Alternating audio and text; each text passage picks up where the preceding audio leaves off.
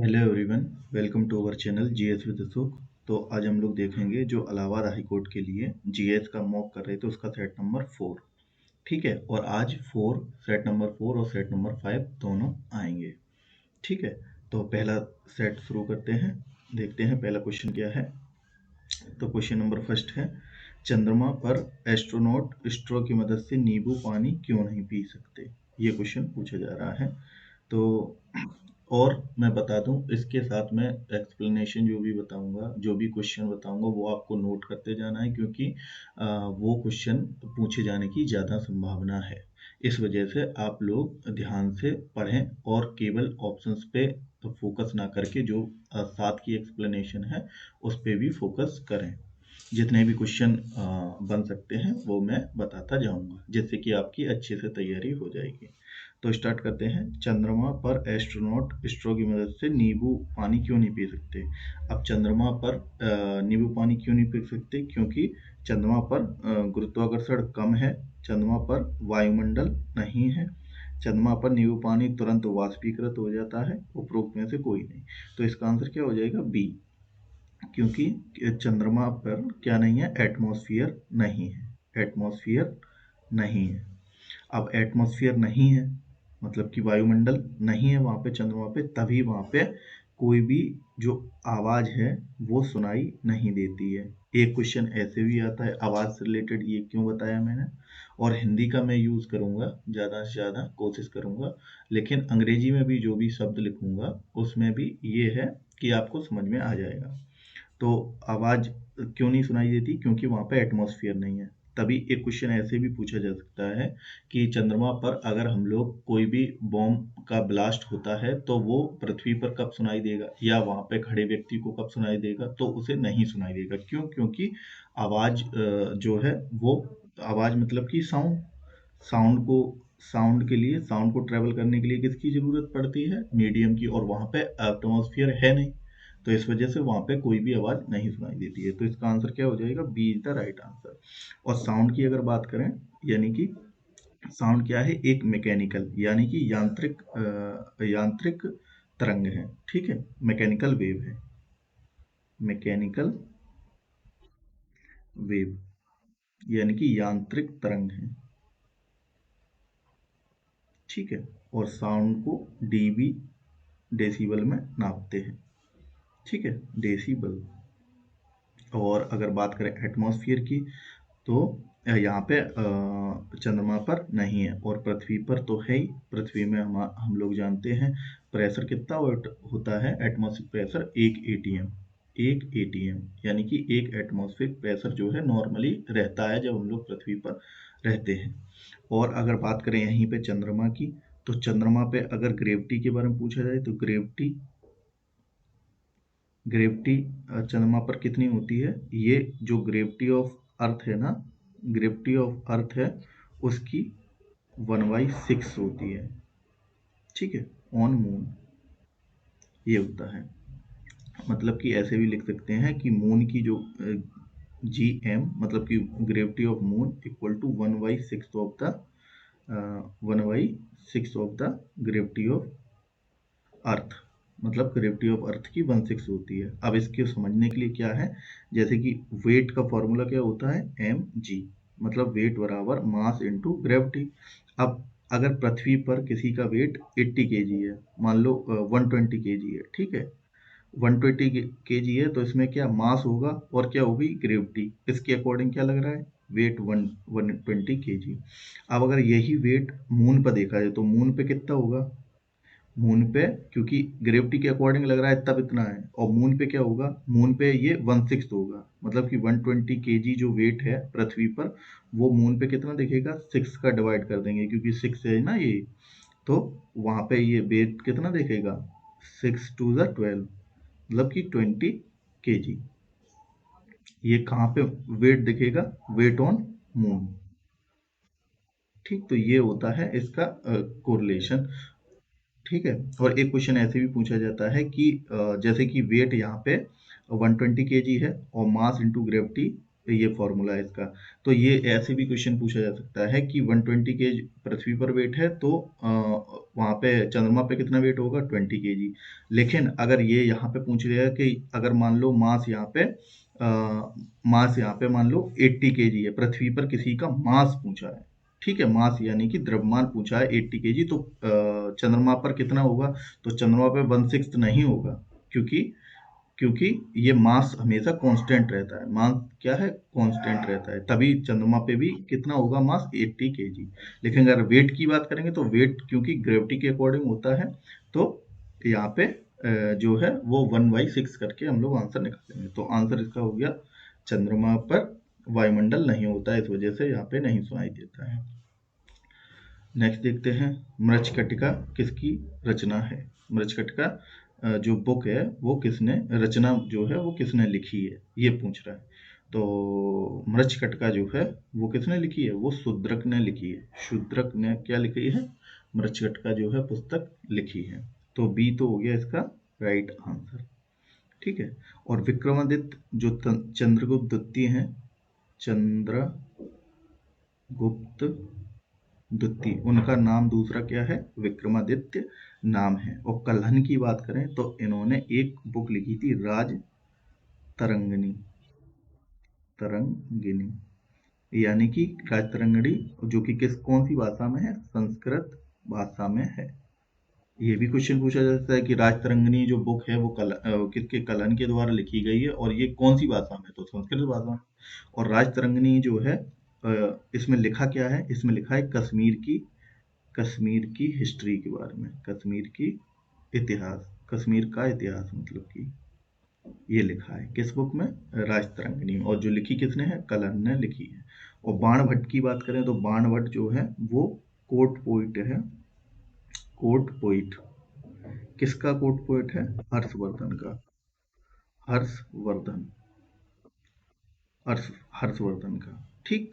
और बाणभट्ट ने हर्षवर्धन का ये कोर्ट पोइट है, तो हर्षवर्धन के ऊपर क्या लिखी है इसने? हर्ष हर्ष चरित्र, हर्ष चरित्र, हर्ष चरित्र।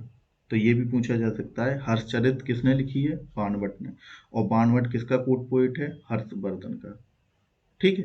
तो ये भी क्वेश्चन आपका बन सकता है। और हर्षवर्धन की बात करें तो हर्षवर्धन खुद भी एक पोइट है और ये भी लिखता है। जैसे कि नागानंदा किसने लिखी है? इसने, हर्षवर्धन ने। और हर्षवर्धन के समय में एक चाइनीज, हर्षवर्धन का जब समय था 600 BC में, तो क्या हर्षवर्धन जो है उसके समय पे एक चाइनीज यात्री आया था जिसका नाम क्या था? ह्यून सेंग। ये भी याद रखना कि ह्यून सांग कब आया था? हर्षवर्धन के कार्यकाल में। और हर्षवर्धन याद करने का ये ट्रिक है, H2H याद रख लें कि हर्षवर्धन ह्यून सांग। और चंद्रगुप्त मौर्य के टाइम पे पहला फर्स्ट चाइनीज यात्री आया था, फर्स्ट चाइनीज यात्री, जिसका नाम क्या था? फाहायान। फाहायान, ठीक है, फाहायान।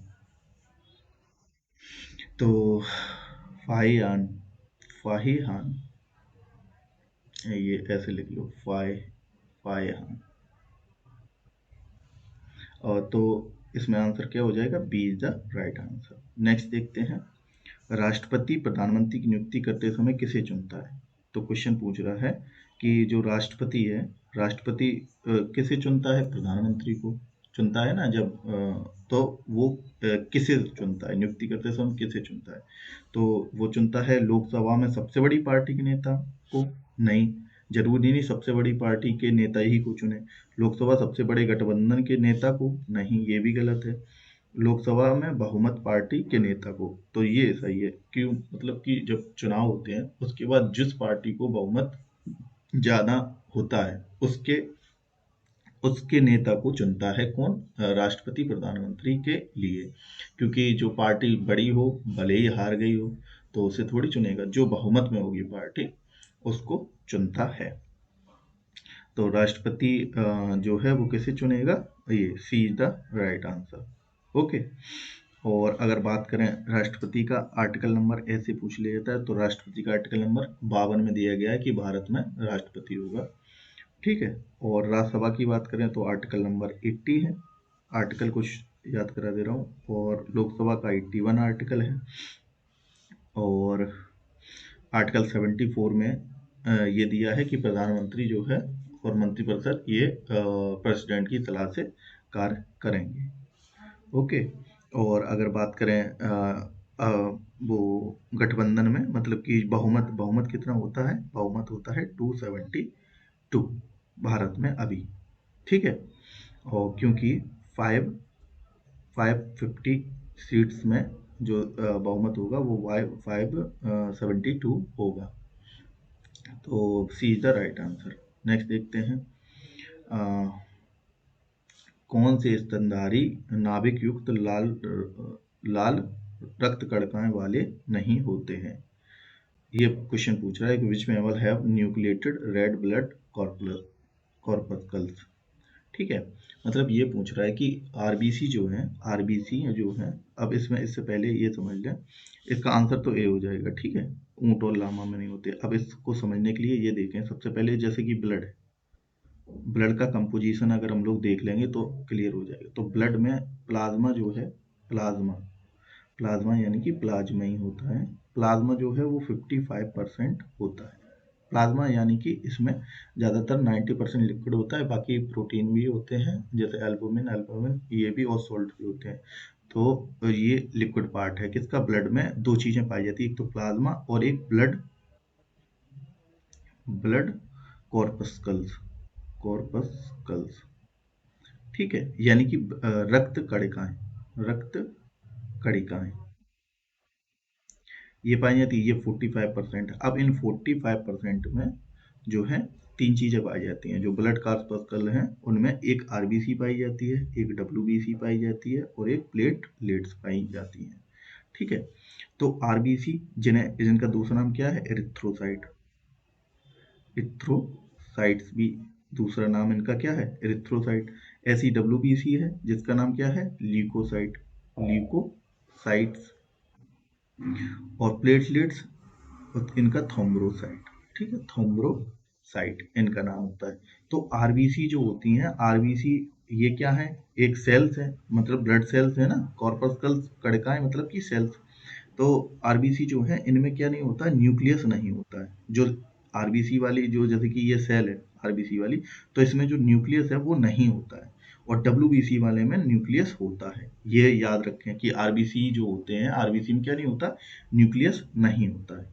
तो न्यूक्लियस जो है वो नहीं होता है। और न्यूक्लियस को कहते क्या है, किसी भी सेल है, सेल में अगर न्यूक्लियस है तो न्यूक्लियस का काम क्या है, कंट्रोल करना पूरी सेल को। तो इसको क्या कहते हैं, control room of the cell भी कहते हैं, control room of the cell.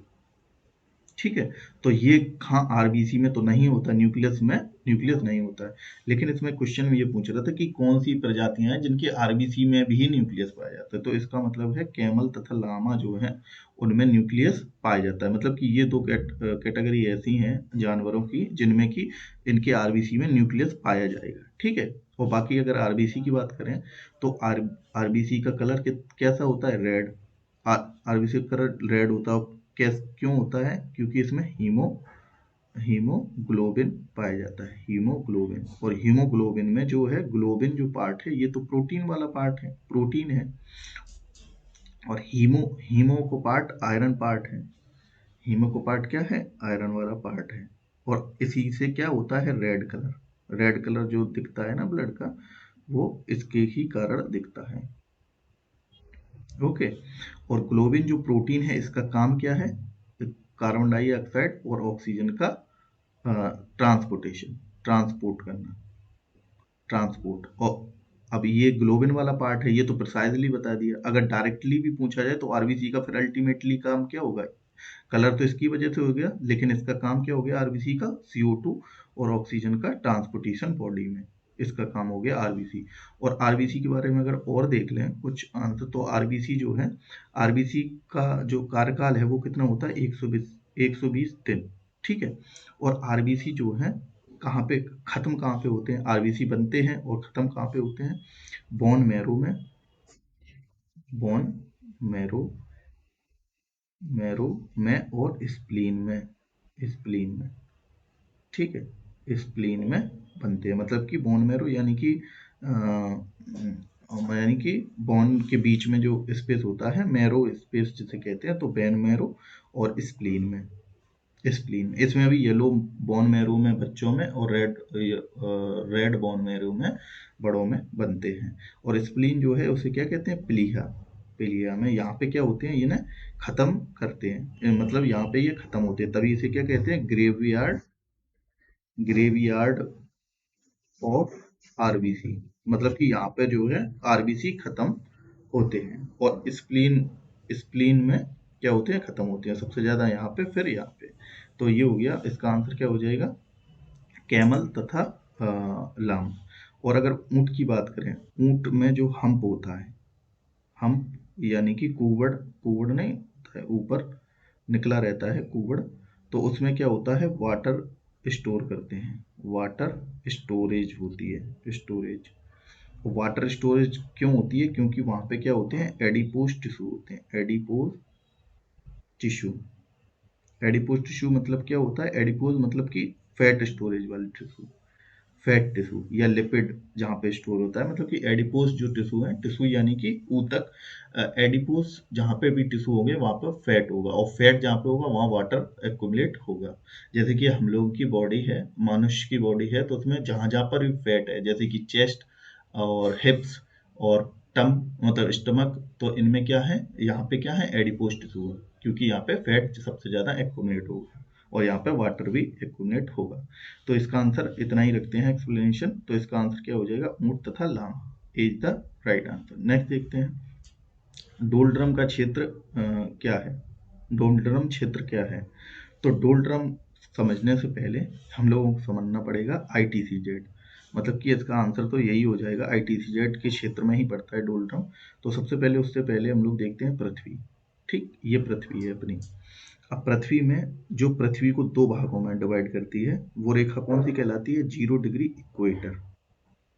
Equator कहलाएगी, इक्वेटर यानी कि भूमध्य रेखा, कि ये भूमध्य पूरा भूमध्य रेखा है, मतलब कि जो भू मतलब धरती को काटने वाली रेखा, भूमध्य रेखा। ओके। अब 0 डिग्री ये रेखा है, तो इसके ऊपर क्या हो गया, नॉर्थ, नीचे हो गया साउथ, ये होता है, ऊपर नॉर्थ और नीचे साउथ, इधर ईस्ट है और इधर वेस्ट है, ये डायरेक्शन हम लोगों को पता होनी चाहिए। अब जो, अब बीच में ये 0 डिग्री काट दिया, तो ऊपर वाला क्या हुआ, नॉर्थ, नॉर्थ है ना ऊपर, तो ऊपर वाला ये हाफ पोर्शन है, उसे क्या कहते हैं, उत्तरी गोलार्ध, यानी कि नॉर्थ हेमिस्फीयर या उत्तरी गोलार्ध, उत्तरी गोला, गोला है जो उसका अर्ध, गोलार्ध। और ऐसी दक्षिण में दक्षिणी गोलार्ध, दक्षिणी गोलार्ध, गोलार्ध। ठीक है। अब इसमें क्या होता है, कुछ रेखाएं हैं जिससे हमने मीजरमेंट करने के लिए देखी हैं, जैसे कि ऊपर अगर नॉर्थ साइड, नॉर्थ साइड यानी कि उत्तर साइड, अगर 23.5 डिग्री, यहाँ पे हम देखेंगे 23.5 डिग्री नॉर्थ और 23.5 डिग्री साउथ, मतलब कि 23.5 डिग्री, ये तो नॉर्थ हो गया, ठीक, नॉर्थ वाले पोर्शन में है ना। और इसे हम वेस्ट को यहाँ लिख लेते हैं, वेस्ट। और इधर हो गया 23.5 डिग्री साउथ, ठीक, क्योंकि ये तो बीच वाली रेखा तो ये है ना, अगर हम बीच वाली रेखा ग्रीन कलर से करते हैं तो ये तो बीच वाली रेखा है, ठीक। अब इसके नॉर्थ में 23.5 डिग्री और साउथ में 23.5 डिग्री, ये क्या हो जाएगा, ये हो जाएगी कर्क रेखा, मतलब कि कर्क रेखा, कैंसर, ट्रॉपिक ऑफ कैंसर, और नीचे मकर रेखा यानी कि कैप्रिकॉर्न। ठीक है, कर्क रेखा और मकर रेखा हो गई ये। अब इसके बाद दूसरी रेखाएं कौन कौन सी हैं, जैसे कि एक है फिर 66.5 डिग्री, ठीक है, नीचे और ऊपर, तो 66.5 डिग्री, 66.5 डिग्री नॉर्थ जो वाली रेखा जो है, क्योंकि नॉर्थ में है ये, तो इसे आर्कटिक सर्कल कहते हैं, आर्कटिक सर्किल और अंटार्कटिक सर्किल, ठीक है, सर्किल। अब इनमें क्या है कि जो सन है, अब हम एक ड्राइंग करते हैं सन की, मान लो, हम्म, हम्म, कि सन है जो, ये है, ठीक, इसका मैं बता रहा हूँ बिल्कुल कि कैसे क्यों इसे कहते हैं ये चीज, उससे आपका, ये मान लो ये सन है, ठीक, सन। अब सन की जो रोशनी है, जो सूरज की रोशनी है, वो क्या है, सबसे पहले तो जो पृथ्वी है वो अपनी टिल्टेड है 23.5 डिग्री। तो क्या होता है कि जो सन की रोशनी है वो पड़ती है, तो जो कर्क रेखा है और मकर रेखा है, कर्क रेखा और मकर रेखा, कर्क रेखा और मकर रेखा, इनके बीच ही में रहती है हमेशा पूरी। ठीक है, आप ऐसे यहाँ से स्टार्ट करते हैं, कहीं से भी स्टार्ट कर दो, जैसे कि इक्वेटर पे 21 मार्च, इक्वेटर पे 21 मार्च, ठीक है, और 23 सितंबर, 23 सितंबर को जो लंबवत रहता है, मतलब यानी कि एकदम लॉन्गिट्यूडनल प्रकाश रहता है इक्वेटर पर, 23 सितंबर के, 21 मार्च और 23 सितंबर के दिन। अब मार्च से जब हम ऊपर चलेंगे, अब भारत की लोकेशन एक बार और देख लें, उसके बाद आगे बताते हैं। जैसे कि ये कर्क रेखा है, कर्क रेखा भारत से निकली है, तो मतलब कि यहाँ पे क्या है, यहाँ पे ये इंडिया है, ये हम रफली ऐसे ही बना ले रहे हैं, ये क्या है, ये इंडिया है, इस जगह पे क्या है, इंडिया। अब इसमें क्या है कि कर्क रेखा जो है, कर्क रेखा पे भूमध्य रेखा पे 21 मार्च और 23 सितंबर। अब मार्च के बाद अप्रैल मई जून, तो जून में क्या होगा, ये कर्क रेखा पर लंबवत होगा, किसमें, जून में सूरज की रोशनी, जैसे कि यहाँ पे थी 21 मार्च के दिन, तो 21 मार्च के बाद अप्रैल मई और जून में भारत में सबसे ज़्यादा लंबवत रहेगी, मतलब कर्क रेखा, और कर्क रेखा भारत से निकली, मतलब भारत में गर्मी रहेगी उस टाइम। फिर मार्च के बाद फिर यहाँ पे लौट के आया अप्रैल, मार्च अप्रैल मई जून के बाद जुलाई अगस्त और सितंबर में फिर आ गई इक्वेटर पे। फिर ये रोशनी की बात कर रहे हैं, फिर सितंबर के बाद अक्टूबर नवंबर और दिसंबर में ये मकर रेखा पे लंबवत हो जाएगी, दिसंबर में। तो दिसंबर में, और मकर रेखा पे है कौन, ऑस्ट्रेलिया। तभी होता है क्या कि अभी भारत में सर्दी है, क्योंकि दिसंबर में सूरज कहाँ चला गया, सूरज की रोशनी लंबवत रूप से वो दिसंबर में वहां चलेगी, दिसंबर में कर्क मकर रेखा पर, और कर्क रेखा में ठंडी हो गई, क्योंकि सूरज जो है वो क्या कहाँ हो गया, दक्षिणायन हो गया, मतलब इसकी रोशनी दक्षिणायन हो गई, यहाँ पे सर्दी हो गई, और ऑस्ट्रेलिया में जो है वो गर्मी हो गई। तो ऑस्ट्रेलिया में जो क्रिसमस डे है 25 दिसंबर है, या क्रिसमस ईव है, वो गर्मियों में मनाया जाता है, और भारत में क्रिसमस डे जो है वो सर्दियों में मनाया जाता है। ये तो ये हो गया। तो क्या हुआ कि अब जो सूरज है फिर वो जनवरी फरवरी मार्च में फिर यहाँ पे आ जाएगा, तो पूरे वर्ष भर जो है सूरज इन्हीं के बीच में घूमता है। तो इसी को क्या कहते हैं, इसी को कहते हैं ITCZ, ITCZ, मतलब कि inter tropical conversion zone, ITCZ, तो ए इज द राइट आंसर था। अब इसी में क्या है कि 5 डिग्री लेटीट्यूड पर डोल्ड्रम वाला पार्ट है। अगर यहाँ पे देखें 5 डिग्री जो लेटीट्यूड है, 5 डिग्री नॉर्थ और 5 डिग्री साउथ, 5 डिग्री नॉर्थ और 5 डिग्री साउथ, तो ये क्या है, यहाँ पे जो है हवाएं ऊपर उठती हैं, तो इसे, इस वाले पार्ट को क्या कहते हैं, डोल्ड्रम वाला पार्ट, डोल्ड्रम। ओके। और जो ये है, मतलब कर्क रेखा और भूमध्य रेखा के, कर्क रेखा और मकर रेखा के बीच की दूरी, उन दूरी में ITCZ, तो यहीं पे क्या होता है, सबसे ज्यादा बारिश। अब बारिश क्यों सबसे ज्यादा होगी, क्योंकि यहाँ पे जो नॉर्थ ईस्ट ट्रेड विंड है, नॉर्थ ईस्ट ट्रेड विंड है और साउथ ईस्ट ट्रेड विंड है, यहाँ पे क्या कन्वर्ज होके ऊपर उठती हैं, मतलब कि यहाँ पे सूरज तो पूरा पड़ ही रहा है, तो गर्मी ज्यादा है, तो क्या होगा, यहाँ पे जब गर्मी ज्यादा है, मतलब कि टेम्परेचर ज्यादा है, तो प्रेशर कम होगा, प्रेशर कम होगा तो हवाएं ऊपर उठेंगी, ठीक है, और क्या करेंगी, बारिश करेंगी बादल बना के। तो सबसे ज्यादा बारिश का क्षेत्र भी यही वाला पार्ट है, जो कि ITCZ वाला पार्ट है। तो इसका आंसर क्या हो जाएगा, इज द राइट आंसर। तो ये तो थोड़ी मैंने प्रोसेस समझा दी कि क्या क्या कैसे होता है, लेकिन ITCZ में ही क्या डोल्ड्रम बनता है, और उसके ऊपर फिर हाइडल सेल, पोलर सेल, ये सेल्स होते हैं ना, और फिर उसके बाद इनके बारे में कभी बाद में पढ़ेंगे। चलो नेक्स्ट देखते हैं। सतलज, सतलज नदी का उद्गम स्थान कौन सा है, सतलज नदी है जो, उसका उद्गम स्थान कौन सा है। तो सतलज नदी जो है वो राक्षसताल ग्लेशियर, और कहाँ से, ये तिब्बत में है, तिब्बत में है। अब तिब्बत में है ये नदी, और जो भारत में, जैसे कि भारत का अगर मैप थोड़ा सा बनाए हम, तो ऊपर वाला पार्ट बना लेते हैं। जैसे कि यहाँ से बनाते हैं,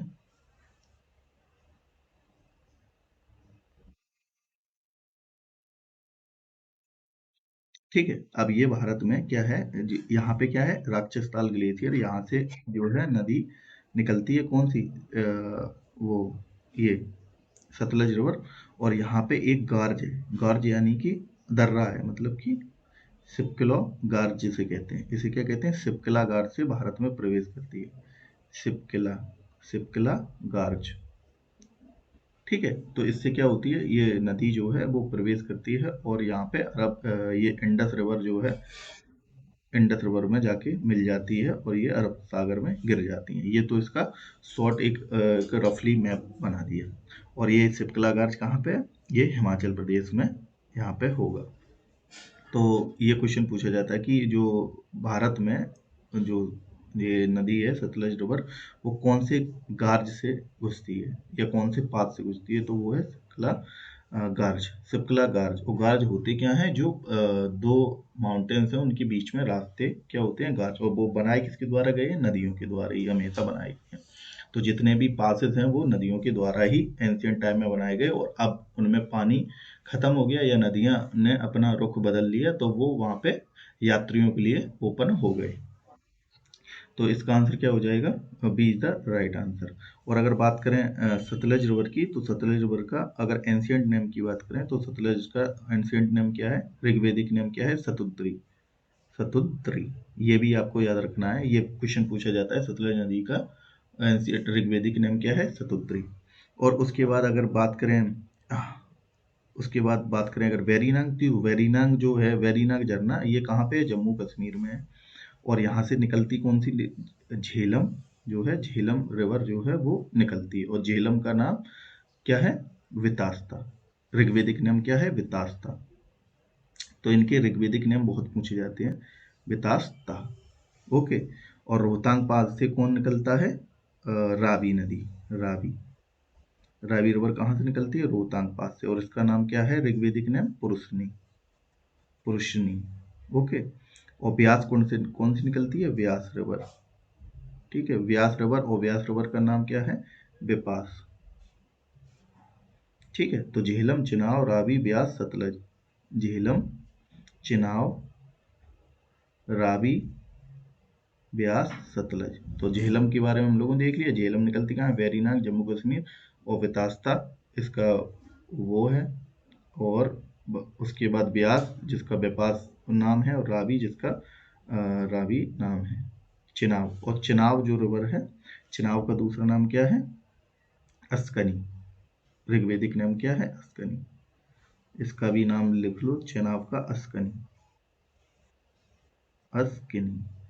ठीक है। और ये चिनाब रिवर जो निकलती कहाँ से है, बारालाचा पास से, बारालाचा पास से निकलती है, कौन सी रिवर, चिनाब रिवर। तो झेलम का हो गया, चिनाब का हो गया, रावी का, सतलज और ब्यास का। और ये क्रम क्या है, ये भी पूछा जाता है कि जो ये 5 नदियां हैं, और ये पांचों नदियां मिलती किस में है, इंडस रिवर में। ये पांचों जो रिवर हैं आगे जाके मिलती तो इंडस में ही है। ठीक है, इंडस यानी कि सिंधु रिवर में, ये पांचों रिवर। अब इसमें ये पूछा जाता है कि नॉर्थ से साउथ का क्रम, तो नॉर्थ मोस्ट कौन सी रिवर है, ये झेलम है जो नॉर्थ में है सबसे। और साउथ में, मतलब कि सबसे साउथ में कौन सी है, ये है झेलम, चिनाब, रावी, ब्यास, सतलज। सतलज ये कितनी साउथ में है, यानी कि साउथ में। ठीक है, नॉर्थ और साउथ का ये सीक्वेंस है।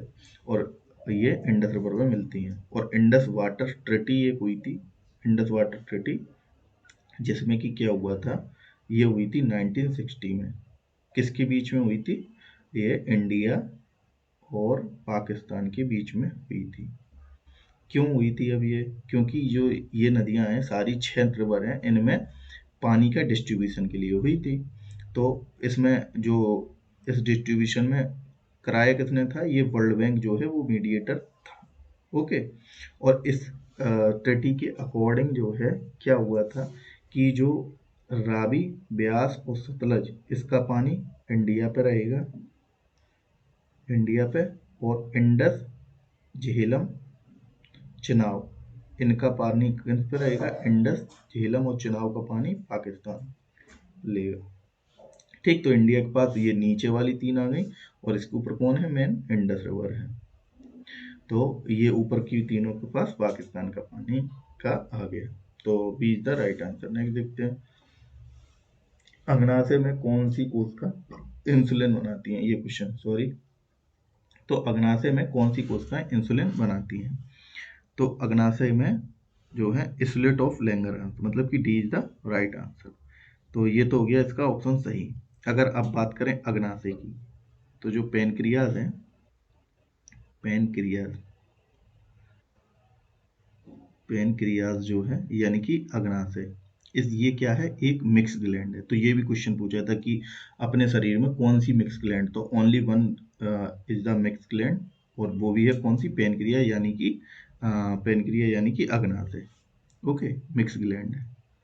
अब मिक्स ग्लैंड का मतलब क्या हुआ, मिक्स ग्लैंड का मतलब हुआ ये एंडोक्राइन भी है और एक्सोक्राइन भी है, मतलब कि अंतःस्रावी भी है और बहिस्रावी भी है ग्रंथि। ग्रंथियां दो प्रकार की हैं, जो कि एक तो एंडोक्राइन होती है, एक एक्सोक्राइन होती है। तो ये जो है पेनक्रियास, ये दोनों है। और एंडोक्राइन जो होती हैं, एंडोक्राइन जो कि डक्टलेस ग्लैंड होती हैं, और इनसे क्या निकलते हैं, मेनली हार्मोन। हार्मोन सीक्रेट कौन करती हैं, जो सारी अंतस्रावी ग्रंथियां होती हैं। और एक्सोक्राइन जो ग्लैंड्स होती हैं वो क्या स्रावित करती हैं, एंजाइम। लेकिन इसमें क्या होता है, हार्मोन और एंजाइम दोनों चीजें स्रावित होती हैं, क्योंकि ये क्या है, मिक्स ग्लैंड है। तो एंडोक्राइन जो ग्लैंड है उनमें क्या होता है, जो एक सेल होती है स्लेट ऑफ लैंगरहंस, उनसे हार्मोन निकलते हैं, slate of Langerhans, slates of Langerhans. ठीक है, तो अब ये हार्मोन वाला पार्ट इसका देख लेते हैं, एंडो वाला पार्ट, क्योंकि ये मिक्स ग्लैंड है। तो इसमें हम लोग जो इंसुलिन पूछा है ना, तो इंसुलिन निकलता है बीटा सेल से। इसमें स्लेट ऑफ लैंगरहंस में एक बीटा सेल होती है, उससे निकलता है इंसुलिन। इंसुलिन ऐसे ही एक होता है एल्फा सेल, एल्फा सेल से निकलता है ग्लूकागोन, ग्लूकागोन। ऐसे ही होता है एक डेल्टा सेल, इसी के अंदर स्लेट ऑफ लैंगरहंस के साथ, तो उससे निकलता है सोमैटोस्टेटिन, सोमैटोस्टेटिन। ओके, तो ये तीनों जो स्लेट ऑफ लैंगरहंस से हार्मोन निकलते हैं, जिसमें कि बीटा सेल से इंसुलिन, अल्फा सेल से ग्लूकागोन, और डेल्टा सेल से सोमैटोस्टेटिन। अब इनके काम क्या है, जैसे कि इंसुलिन जो है वो निकलता तो स्लेट ऑफ लैंगरहंस से, और इसका काम है जो ब्लड ग्लूकोज है, जो हम लोग खाना खाते हैं वो किस में कन्वर्ट होता है, ग्लूकोज में। और ग्लूकोज से जो एनर्जी मिलती है हम लोगों को, और बाकी एक्स्ट्रा ग्लूकोज को कन्वर्ट कर देता है कौन, इंसुलिन हार्मोन। ये हार्मोन है ना, तो इंसुलिन हार्मोन कन्वर्ट किस में कर देता है, ग्लूकोज को ग्लूकोज को कन्वर्ट कर देता है ग्लूकागोन में, ग्लूकागोन में। और ग्लूकागोन हमारी बॉडी में क्या करता है, रिजर्व फॉर्म में संचित हो जाता है। रिजर्व यानी कि जब हमें जरूरत पड़ेगी एनर्जी की तो यहाँ से आ जाएगा। रिजर्व, रिजर्व हो जाता है कहाँ पे, रिजर्व जो है हो जाता है, ये कन्वर्ट हो जाता है ना ग्लूकोज से ग्लूकागोन में, एक्स्ट्रा जो ग्लूकोज है वो कन्वर्ट हो जाएगा, और रिजर्व हो जाएगा कहाँ पे, लिवर्स में, लिवर में हो जाता है, ग्लाइकोजन टैंक में, और मसल्स में हो जाएगा। तो दो जगह ये क्या हो जाता है, स्टोर हो जाता है। ये भी क्वेश्चन बनता है कि जो रिजर्व फॉर्म एनर्जी है वो कौन सी है, ग्लूकागोन, और वो रिजर्व कहाँ पे होती है, एक तो लिवर यानी कि यकृत में, और मसल्स में जो है वो स्टोर हो जाती है। फिर अगर जब हमें ज़रूरत पड़ती है एनर्जी की, जैसे मान लो हमने खाना नहीं खाया तो हमें एनर्जी की ज़रूरत पड़ेगी, तो फिर क्या होगा, ये ग्लूकागोन जो है वो ग्लूकोज में दोबारा से कन्वर्ट हो जाएगा। तो वो करेगा कौन, तो ये एल्फा सेल वाला ग्लूकागोन क्या करेगा, जो ग्लूकागोन है, ग्लूका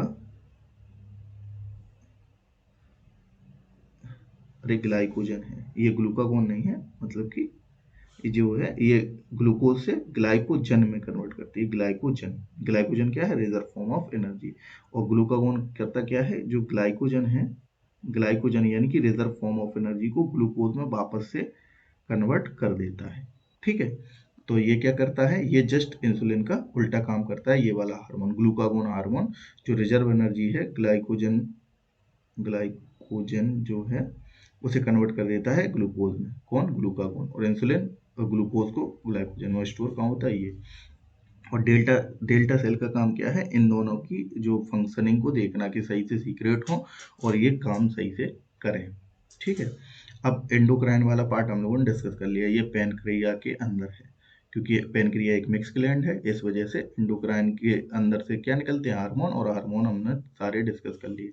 अब अगर एक्सोक्राइन वाला पार्ट देखें तो एक्सोक्राइन में क्या है, एंजाइम निकलेंगे। तो एंजाइम जो है वो कौन कौन से निकलते हैं, वो निकलते हैं एमाइलेज, एमाइलेज, और एज वर्ड जहाँ पे जुड़ा होता है वहाँ हमेशा एंजाइम होते हैं। एमाइलेज, लाइपेज, लाइपेज और ट्रिप्सिन, ट्रिप्सिन, ट्रिप्सिन, ठीक है। ये सारे, ये तीनों क्या है, एंजाइम, जो निकलते कहाँ से, एक्सो वाले पार्ट से, मिक्स ग्लैंड मतलब कि पेनक्रिया के एक्सो वाले पार्ट से ये तीनों क्या निकलते हैं, एंजाइम, और इनका काम क्या है, डाइजेशन का, डाइजेशन में ये पार्टिसिपेट करते हैं। और तो एंजाइम जो एमाइलेज है वो कार्ब की डाइजेशन करता है, यानी कि कार्बोहाइड्रेट की, और जो लाइपेज है वो फैट की, और जो ट्रिप्सिन है वो क्या, प्रोटीन की, वो प्रोटीन की डाइजेशन करता है। तो अब ये तीनों तीनों चीज़ें जो मेनली मैक्रो न्यूट्रिएंट्स हैं, कार्बोहाइड्रेट, फैट और प्रोटीन, इनकी डाइजेशन में कौन मदद करता है, जो पेनक्रिया से ये एंजाइम निकलते हैं तभी। और ये पाए कहाँ जाते हैं, पेनक्रियाटिक जूस में, पेनक्रियाटिक, क्योंकि पेनक्रिया से जो निकलता है जूस उसमें ही ये एंजाइम पाए जाते हैं, पेनक्रियाटिक जूस में। तभी जो पेनक्रियाटिक जूस है उसे क्या कहते हैं, complete digestive juice, complete digestive juice, क्योंकि ये फैट, प्रोटीन और सबका पाचन कर रहा है ना, इस वजह से carb, fat, protein, digestive juice, ठीक है। तो ये क्या हो गया, ये तो हो गया D is the right answer, उसका मैंने पूरा डिस्क्रिप्शन बता दिया मेनली।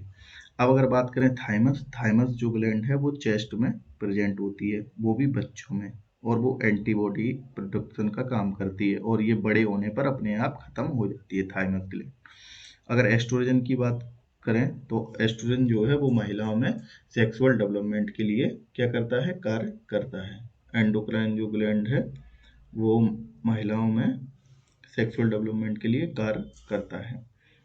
और अगर बात करें कॉर्पस एपिडर्मस, कॉर्पस एपिडर्मस की अगर हम लोग बात करें तो उसमें क्या है, ये जो है, जो मेल जो मेल टेस्टिस होते हैं ना, टेस्टिस, तो उसमें क्या होते हैं, स्पर्म सेल, स्पर्म सेल, तो स्पर्म सेल के जो है मैच्योरिटी के लिए कहाँ पे चले जाते हैं, ये कॉर्पस एपिडर्मस में जो है वो चले जाते हैं। कॉर्पस एपिडर्मस में जो स्पर्म स्पर्म होते हैं वो मैच्योर होने के लिए उसमें चले जाते हैं, ठीक है। तो इसका आंसर क्या हो जाएगा, D is the right answer.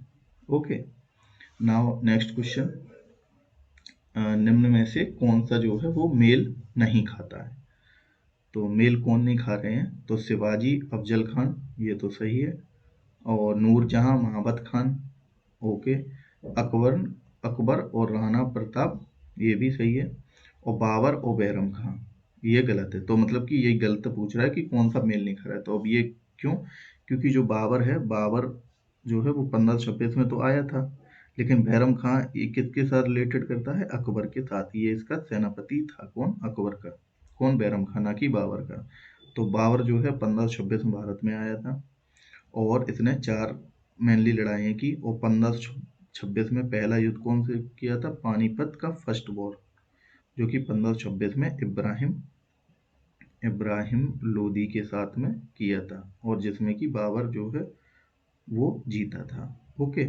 और अगर अकबर और राणा प्रताप की बात करें तो इसमें जो अकबर की तरफ से राजा राजा मानसिंह, जो अकबर के नवरत्न में आती थी, राजा मानसिंह, जिन्हें क्या मिलता था, मनसबदारी जो है, मनसबदारी सबसे ज्यादा मिलती थी, वो राजा, प्लस राणा प्रताप, राणा प्रताप, राणा प्रताप, इनके बीच में युद्ध हुआ था, कौन सा, हल्दी घाटी हुआ, हल्दी घाटी वॉर, जो कि कब हुआ था, 1576 में हुआ था, ओके। तो ये तो रिलेटेड थे।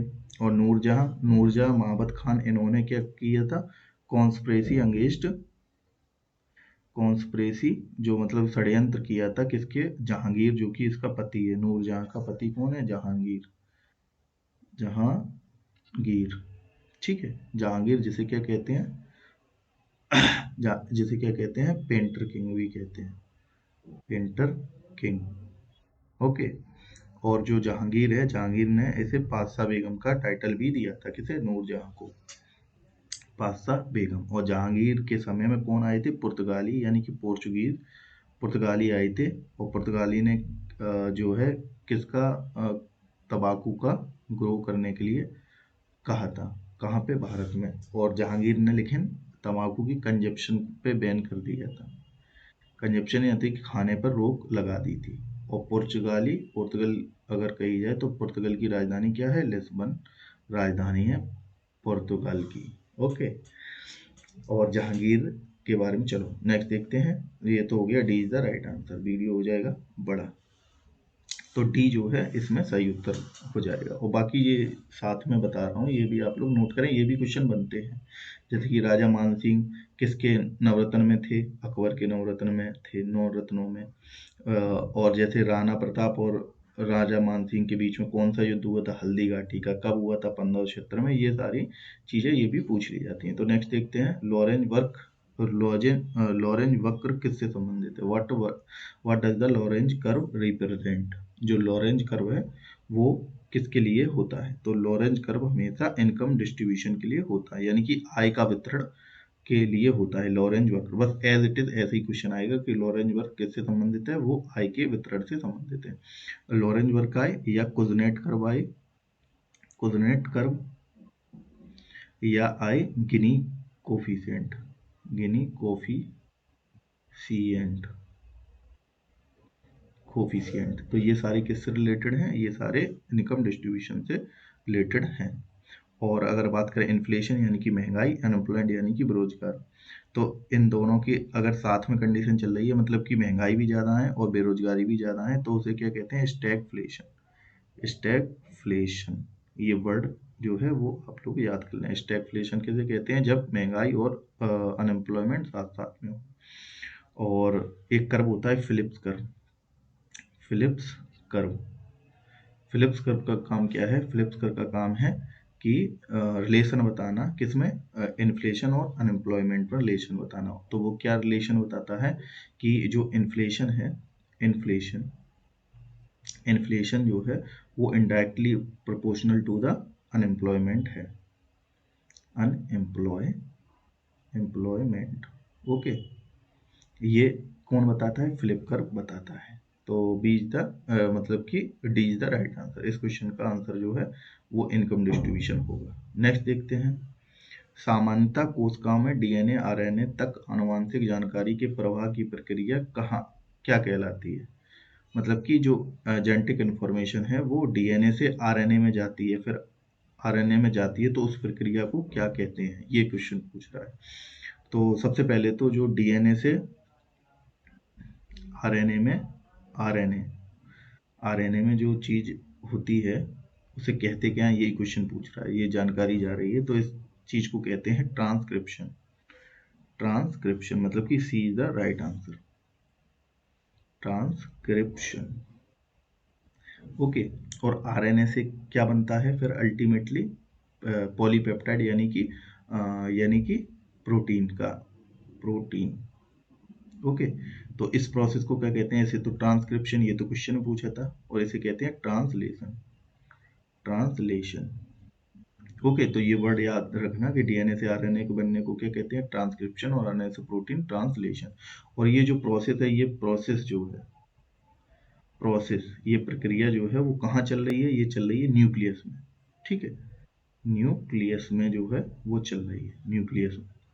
और जो न्यूक्लियस में चल रही है, और कहाँ चल रही है, न्यूक्लियोप्लाज्म, न्यूक्लियोप्लाज्म में, मतलब कि उसके वाटर में।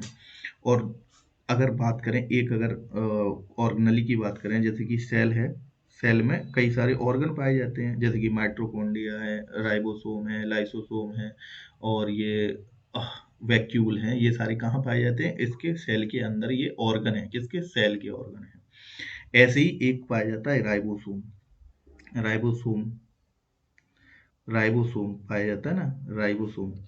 तो राइबोसोम क्या है, एक सेल ऑर्गेनल ही है, और इसका काम क्या है, सेल में प्रोटीन का सिंथेसिस, प्रोटीन फैक्ट्री, तभी राइबोसोम को क्या कहते हैं, protein factory of the cell, protein factory of the cell. Okay, क्योंकि ये प्रोटीन का निर्माण करता है। अब ये मैंने क्यों क्वेश्चन बताया यहाँ पे, क्योंकि जो राइबोसोम है वो, एक क्वेश्चन ये भी आता है वो किसके बने होते हैं। तो अगर यहाँ पे हम लोग देखें जो ये प्रक्रिया चल रही, तो राइबोसोम से क्या बनना है, प्रोटीन, और इसे क्या कहते हैं, protein factory of the cell. तभी राइबोसोम जो है वो किसके बने होते हैं, मेनली आरएनए के जो है वो बने होते हैं। तभी तो ये आरएनए से क्या बनाते हैं, प्रोटीन बनाते हैं। इस वजह से वो है बताया। और एक सेल में जो है जो डीएनए है वो कहाँ कहाँ पाया जाता है, ये क्वेश्चन भी बहुत आता है। एक सेल में जो है वो डीएनए कहाँ कहाँ पाया जाता है। तो डीएनए एक तो न्यूक्लियस में पाया जाएगा, ठीक है, न्यूक्लियस में पहला चीज होगी। दूसरा पाया जाता है माइटोकॉन्ड्रिया में, माइटोकॉन्ड्रिया में पाया जाता है सेकंड। तो ये डीएनए जो है कहाँ पाया जाता है, एनिमल सेल में दो जगह, और तीसरी जगह एक प्लांट सेल में, क्लोरोप्लास्ट है उसमें भी क्या डीएनए पाया जाता है। प्लांट सेल में भी अगर पूछे तो टोटल तीन पार्ट में पाया जाता है, लेकिन एनिमल सेल में दो दो जगह पे। और माइटोकॉन्ड्रिया जिसे क्या कहते हैं, respiratory site of the cell. Respiratory site मतलब कि एक सेल जो है वो सांस कहाँ से लेता है, वो माइटोकॉन्ड्रिया से लेता है। और इसे माइटोकॉन्ड्रिया को power house of the cell भी कहते हैं, power house of the cell, of cell. अब क्यों कहते हैं पावर हाउस, क्योंकि एक जो सेल है, सेल में एनर्जी कहाँ से आती है, माइटोकॉन्ड्रिया से आती है। तभी तो क्या कहते हैं, power house of the cell. और power house of the cell क्यों बनता है माइटोकॉन्ड्रिया, क्योंकि यहाँ पे एटीपी का जो है वो निर्माण होता है। एटीपी का निर्माण होता है जिससे कि एनर्जी मिलती है, तभी इसे हाउस कहते हैं। और एटीपी का निर्माण मतलब कि एडेनिन एडेनिन ट्राइफॉस्फेट जो है एटीपी का फुल फॉर्म है। और एटीपी को क्या कहते हैं, तभी energy currency of the cell, energy currency of the cell. Okay, तो ये इंटरलेटेड है, तो यू कैन रिमेंबर इट। तो इन लोगों को आप लोगों को याद रखना है कि कैसे कैसे ये होता है। तो इसका आंसर क्या हो जाएगा, A is the C is the right answer. तो जो सी है ये आपका उत्तर वो सही होगा। नेक्स्ट देखते हैं, अशोक के शिलालेख में किस लिपि का उपयोग किया गया है। तो अशोक जो राजा है उसके जो इंस्क्रिप्शन, या मतलब इंस्क्रिप्शन यानी कि शिलालेख में किस लिपि का उपयोग किया गया है। तो उसकी लिपि में किया गया है ब्राह्मी लिपि का, ठीक है, ब्राह्मी लिपि का जो है वो यूज किया गया है। ओके, तो ब्राह्मी लिपि जो है मेनली तो ब्राह्मी लिपि, और जो कि कहाँ पे, ईस्टर्न इंडिया में, ईस्टर्न पार्ट ऑफ इंडिया में जो इंस्क्रिप्शन है उसमें क्या है, ब्राह्मी लिपि का उपयोग किया गया है। और अगर वेस्टर्न पार्ट में देखें, वेस्टर्न वाले पार्ट में, तो वहाँ पे खरोष्ठी लिपि का उपयोग किया गया है, ठीक है, खरोष्ठी लिपि का उपयोग किया है। लेकिन अगर 13 रॉक एडिक्ट, एक 13 पिलर इंस्क्रिप्शन मतलब रॉक एडिक्ट है, तो इसमें किसका उपयोग किया गया है, इसमें ग्रीक जो है लिपि, इसका भी उपयोग किया गया है। तो भारत में जो अशोक के शिलालेख मेनली इस ऑप्शन के अकॉर्डिंग तो ब्राह्मी में, लेकिन वो ईस्टर्न पार्ट में पाए गए हैं। और वेस्टर्न में जो लिपि का उपयोग किया है वो खरोष्ठी लिपि का उपयोग किया गया है। और 13 रॉक एडिक्ट में ग्रीक लिपि का भी उपयोग किया गया है, ठीक है। तो ये हो गई तीन लिपि, और एक और लिपि है अरमाइक, अरमाइक अरमाइक लिपि। तो अरमाइक लिपि जो है वो कहाँ पे, ये बाइलिंगुअल एडिक्ट में किया गया, बाइलिंगुअल एडिक्ट में। और बाइलिंगुअल एडिक्ट में अरमाइक प्लस ग्रीक के साथ में किया गया है। ओके, तो जो अशोक की शिलालेख है वो मेनली कौन कौन सी लिपियां यूज की हैं, एक तो ब्राह्मी, एक खरोष्टी, और एक हो गया ग्रीक, एक हो गया अरमाइक। तो मतलब ये चार लिपियां जो है इनके इंस्क्रिप्शन में यूज की गई हैं। और कहाँ कहाँ यूज की गई हैं ये हमने बता ही दिया, जो ईस्टर्न पार्ट में ये ब्राह्मी, वेस्टर्न पार्ट में खरोष्टी, 13 रॉक एडिक्ट में ग्रीक, और अरमाइक बाइलिंगुअल एडिक्ट में किया गया है। और अशोक जो है इसका नाम क्या है, इसका नाम लिखा है देवम प्रिया, देवम प्रिया भी इसका नाम है, या पियादसी, देवम प्रिय या पियादशी, पियादशी। ओके, और जो इसके जो इंस्क्रिप्शन है वो पढ़े किसने थे? ये पढ़े थे जेम्स प्रिंसेप ने। जेम्स प्रिंसेप प्रिंसेप ने इसके इंस्क्रिप्शन पढ़े थे। ठीक है। और अशोक का नाम जो अशोक है, अशोक का नाम अशोक जो है वो कहाँ पे लिखा गया है? वो मस्की इंस्क्रिप्शन में लिखा गया है। मस्की इंस्क्रिप्शन में लिखा गया है। और नेटूर इंस्क्रिप्शन में लिखा गया है। नेटूर, नेटूर जो कि आंध्र प्रदेश में है। ठीक है, इन जगह पे। और ब्रह्मगिरी, एक जगह और है ब्रह्मगिरी। ब्रह्मगिरी जो कि कहाँ पे? कर्नाटका में। ब्रह्मगिरी जो पहाड़ियाँ हैं वहाँ पे क्या है, ये इंस्क्रिप्शन में जो है वो अशोक का नाम अशोक लिखा है। बाकी देवम प्रिया और पियादसी के नाम से भी इसे जानते हैं। और गुरुमुखी स्क्रिप्ट की बात करें, गुरुमुखी स्क्रिप्ट है यानी कि गुरुमुखी लिपि, ये पंजाबी भाषा की लिपि है। और ये किसने दी थी? सेकंड सेकंड सिख गुरु, सिख गुरु जो हैं कौन से थे? अंगद, अंगद देव जी ने ये दी है, गुरु अंगद ने। ओके, तो ये हो गया, इसका आंसर क्या हो जाएगा? और देवनागरी जो है वो तो हिंदी की है ना, हिंदी की लिपि कौन सी है? हिंदी जो भाषा है उसकी लिपि क्या है? देवनागरी। तो ये जो है ए इज द राइट आंसर कौन से इस प्रश्न के लिए, ए जो है वो सही उत्तर होगा। और बाकी जो साथ में बताए हैं कि इनकी जो ब्राह्मी एक वनोक्ता लिपि है, बाकी चार लिपि जैसे कि खरोष्टी, अरमाइक, ग्रीक, ये भी लिपियों में इनके इंस्क्रिप्शन दिए गए हैं। वो कहाँ कहाँ दिए ये भी हमने देख लिया और थोड़े बहुत क्वेश्चन देख लिया। नेक्स्ट देखते हैं, which crop has the highest photosynthetic activity, ये पूछ रहा है। हाईएस्ट फोटोसिंथेटिक एक्टिविटी वो कौन सी क्रॉप में होगी, अधिक होती है, सबसे अधिक होती है? तो वो होती है शुगर केन में। ठीक है। अगर फोटोसिंथेटिक क्रिया की बात करें तो फोटोसिंथेटिक एक्टिविटी जो है वो होती क्या है, जैसे कि एटमॉस्फेयर से कार्बन डाइऑक्साइड लेते हैं प्लांट्स, और वाटर, और उसके बाद किसमें? सनलाइट की प्रेजेंट में, सनलाइट की प्रेजेंट में और क्लोरोफिल की प्रेजेंट में क्या होता है, ये जो है फोटोसिंथेटिक एक्टिविटी होती है। और क्या बनता है? और ये ग्लूकोज बनता है, O6, और उसके बाद ऑक्सीजन का निर्माण होता है। तो ये तो है फोटोसिंथेटिक एक्टिविटी। ओके, तो ये सबसे ज़्यादा कहाँ होती है? शुगर केन में होती है। और शुगर केन एक क्या है? खरीफ, खरीफ क्रॉप है, खरीफ क्रॉप। और कपास भी एक खरीफ क्रॉप है, और राइस भी एक खरीफ क्रॉप है। तो ये भी पूछा था खरीफ की फसलें कौन कौन सी हैं, जैसे कि कॉटन, शुगर केन, राइस, ये सारी क्या है? खरीफ। लेकिन रबी की फसल कौन सी है? रबी की फसल है ये वीट। वीट कौन सी है? राबी क्रॉप है। राबी क्रॉप कौन है? वीट। और बाकी बार्ले और मस्टर्ड और वीट तो हो ही गया, और लिनसीड, और उसके बाद पी मटर यानी कि मटर, और ग्राम यानी कि चना, ये सारी क्या है? ये सारी भी क्या है? रबी क्रॉप है। बार्ले, मस्टर्ड, लिनसीड और पी और ग्राम, ये सारी क्या है? रबी क्रॉप है। और गेहूं भी जो है वो ये रबी क्रॉप है।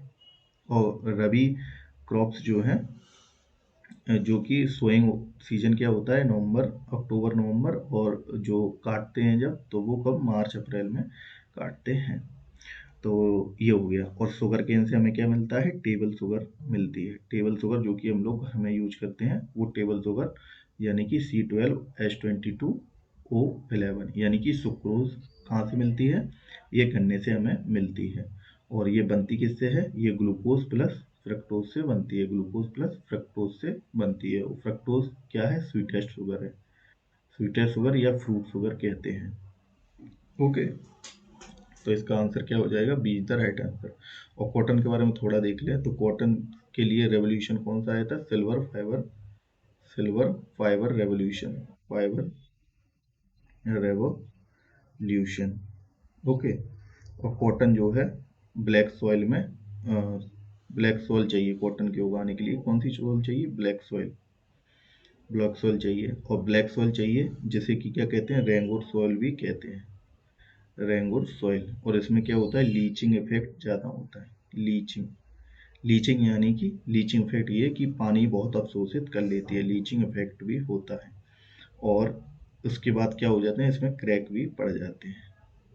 तो ये क्या हो गया? ये हो गया हमारा आंसर, हो गया इसका बी, चलो नेक्स्ट क्वेश्चन देखते हैं। नेक्स्ट क्वेश्चन है कि जो नेशनल पार्क दिए गए हैं और एनिमल दिए गए हैं कि कौन से नेशनल पार्क में कौन सा जो है एनिमल ज़्यादा है, ये पूछ रहा है। किसके लिए ये मतलब नेशनल पार्क फेमस है। तो देखते हैं, सबसे पहला है कान्हा।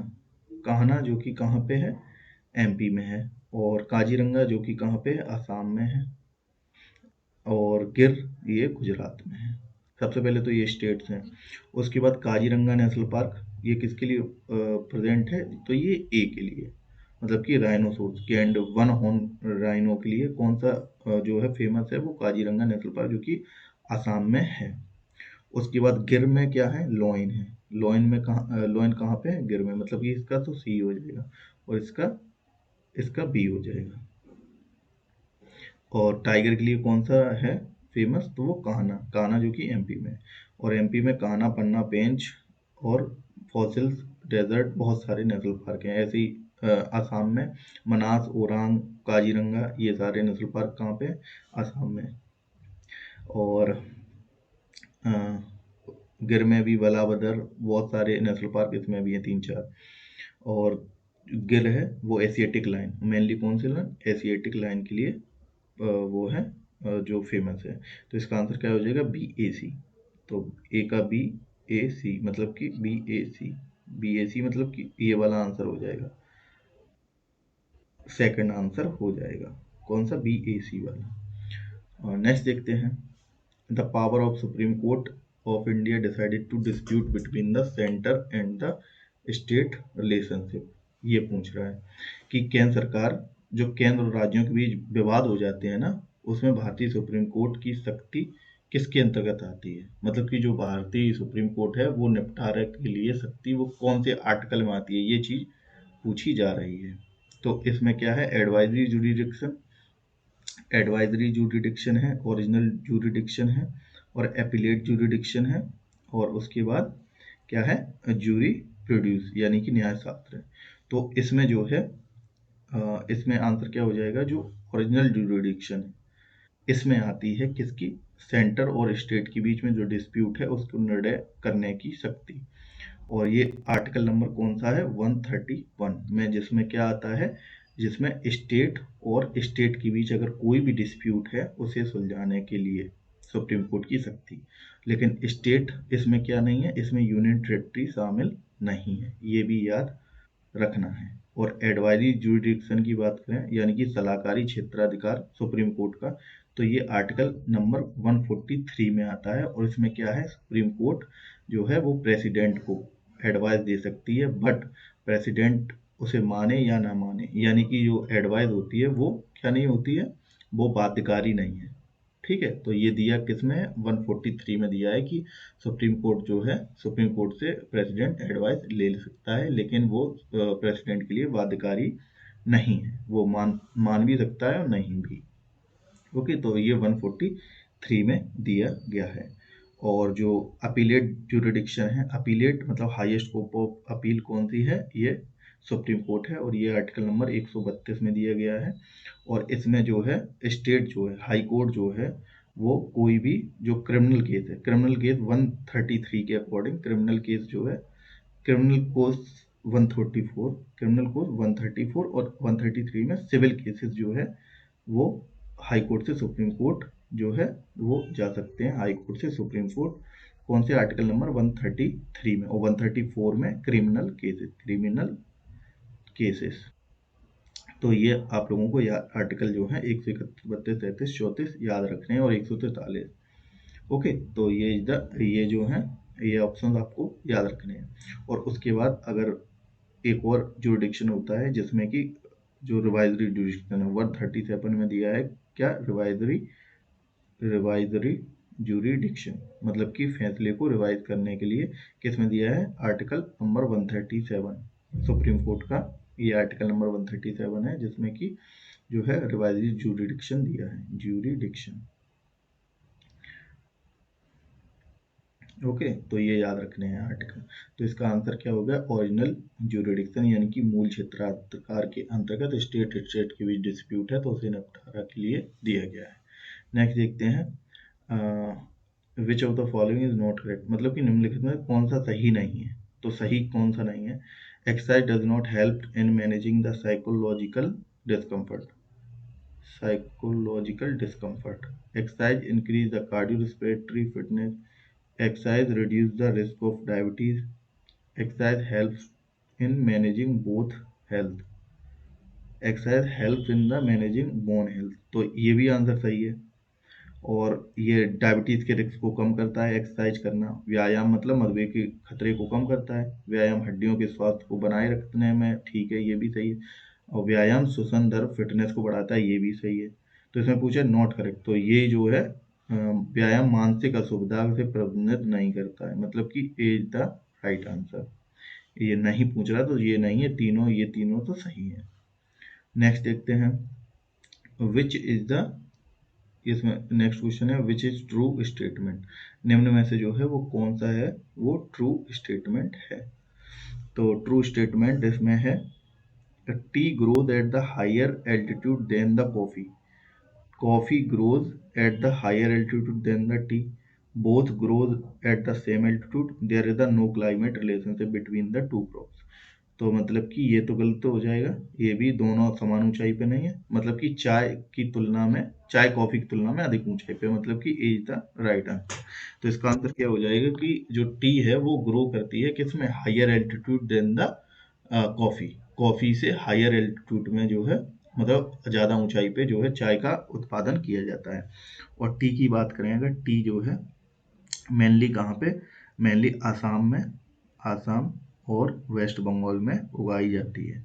वहीं अगर कॉफ़ी की बात करें, कॉफ़ी कॉफ़ी जो है वो कर्नाटका एंड केरला में मेनली उगाई जाती है। ठीक है। और उसके बाद जो है टी टी की ग्रोइंग के लिए हम लोगों को जो ड्रेनेज पैटर्न है, मतलब कि वाटर जो है वो ड्रेन नहीं होना चाहिए, तो ड्रेन पैटर्न यूज करना पड़ता है। और कॉफ़ी जो है हमेशा शेड में उगाई जाती है। ओके। और ठीक है, तो इसका आंसर क्या हो जाएगा, A is the right answer. Next देखते हैं, which of the following is covered under non plan expenditure in the union budget. जो यूनियन बजट है, जो आर्टिकल नंबर 112 में दिया गया है, जो कि बजट वर्ड तो संविधान में दिया नहीं गया है, उसकी जगह क्या लिखा है, annual annual financial statement statement. ठीक, ये दिया है वर्ड, बजट तो संविधान में लिखा नहीं है। तो इसके तहत क्या है, एक नॉन प्लान एक्सपेंडिचर के अंतर्गत कौन आता है। तो बजट में हम लोग क्या करते हैं, क्या है, प्लान बनाते हैं कि प्लान, एक तो होता है प्लान एक्सपेंडिचर कि हमें यहाँ इतना खर्चा करना है, इस फील्ड में इतना, डिफेंस में इतना, या किसी में सैलरी में इतना, ये है।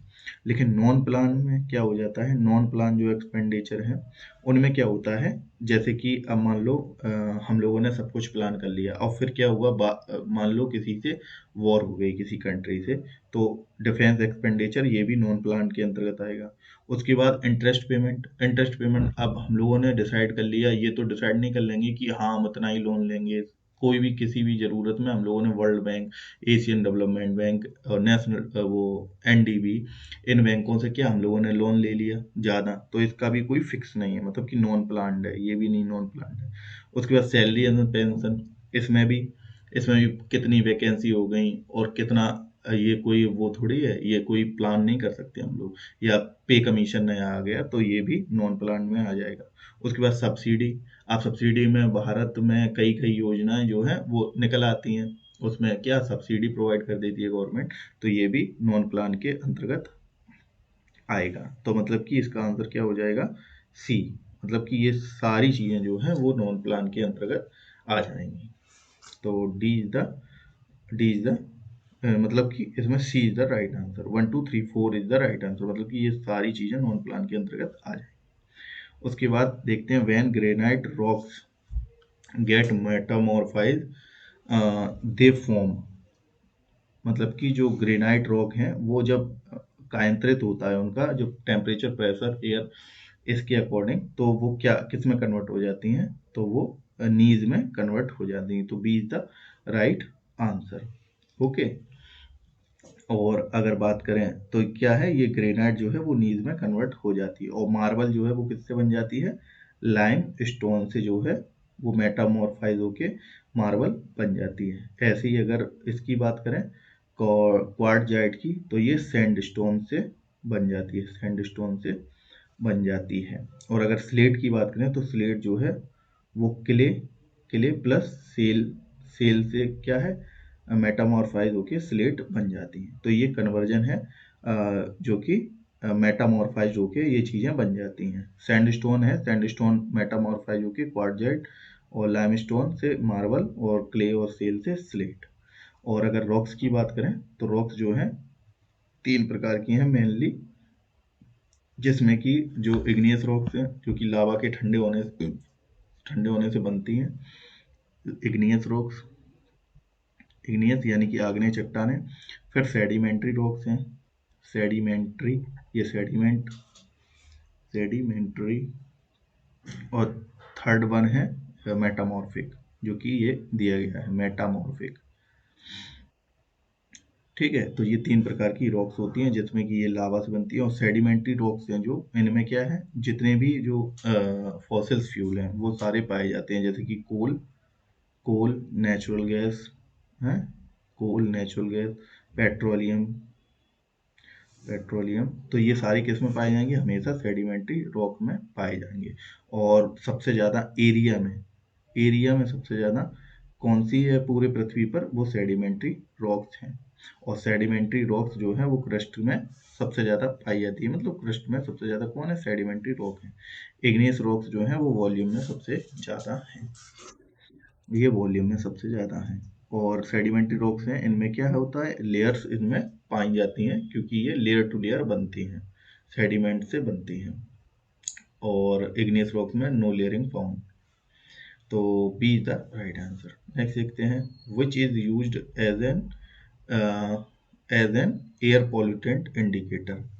निम्न में से जो है वो कौन सा एयर पॉल्यूशन के इंडिकेटर के रूप में यूज किया जाता है।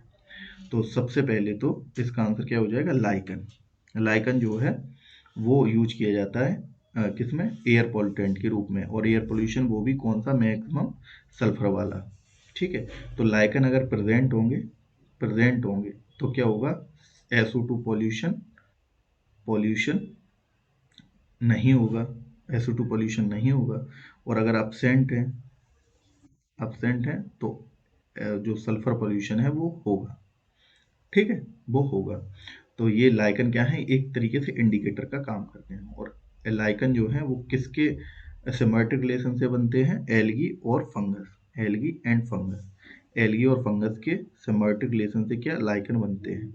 और एल्गी एल्गी जिसकी स्टडी को क्या कहते हैं, फाइकोलॉजी, फाइकोलॉजी।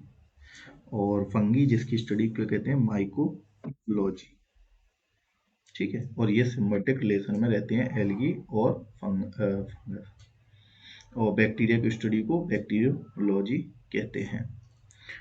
तो lichen is the right answer. ठीक है, अब इसके बाद सेट नंबर 5 हम लोग देखेंगे। तो धन्यवाद वीडियो को अच्छे से देखने के लिए। अगर इसमें कुछ भी सीखा हो, आपको कुछ भी डाउट हो, कुछ भी पूछना हो, कुछ भी कहना हो, तो कमेंट करें। वीडियो अच्छा लगा हो तो लाइक करें, और मेरे चैनल को सब्सक्राइब करें या शेयर करें। धन्यवाद।